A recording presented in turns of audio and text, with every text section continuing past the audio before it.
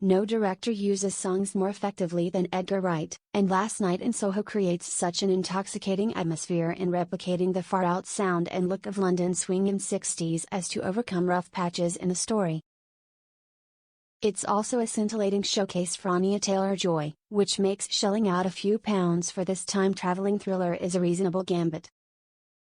Author Stephen King has praised the movie on Twitter, which makes sense, since the premise, written by Wright and Krysty Wilson Cairns, feels like something he might have concocted, leaving the audience guessing about the extent to which what's happening is psychological or supernatural.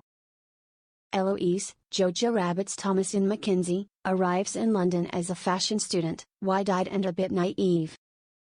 A mean girl roommate quickly sends her looking for a new living arrangement, and she finds one by taking a room with a stern, elderly landlord, the late Diana Rigg, to whom the film is dedicated.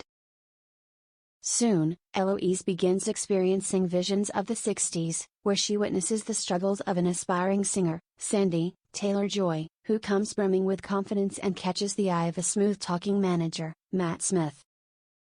"There's just something about the 60s that speaks to me," Eloise explains, but the way cool fashions of the time also come with less cool accessories, including the misogynistic attitudes toward women.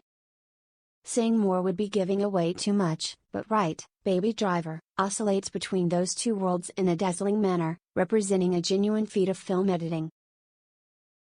In addition to Rigg, a signature symbol of 60s British style in the Avengers, Terry's also Terran's stamp as a mysterious stranger, adding to the conspicuous links to that era. The soundtrack, meanwhile, breezily drops in tunes from the likes of Petula Clark, Peter Gordon, Cilla Black, and Dusty Springfield, in places that deftly complement the story. Taylor-Joy weighs in with an a cappella rendition of Clark's Downtown, providing another "what can't she do" wrinkle to the Queen's Gambit star's growing resume. Of course, style points only go so far, and Last Night in Soho eventually has to get down to the business of clarifying what's going on, and the extent to which Eloise's history could play a role. The story also lags a bit, frankly, during the periods when Taylor-Joy isn't on screen, indicative of the gaudy levels of star wattage she brings to the proceedings. Finally, like many a King adaptation, the payoff doesn't prove fully equal to the build-up. Nevertheless, Wright has found a way to make the film about more than simple nostalgia, as Eloise discovers, delivering a movie that isn't all that original and yet manages to feel bracingly fresh and unexpectedly relevant. How well the movie speaks to you might depend in part on how much the fashions, music and little touches, such as Thunderball playing on the local movie marquee, resonate. But overall, Last Night in Soho's Wayback Machine delivers a thrilling trip, one that niftily brings a bit more Taylor-Joy to the world.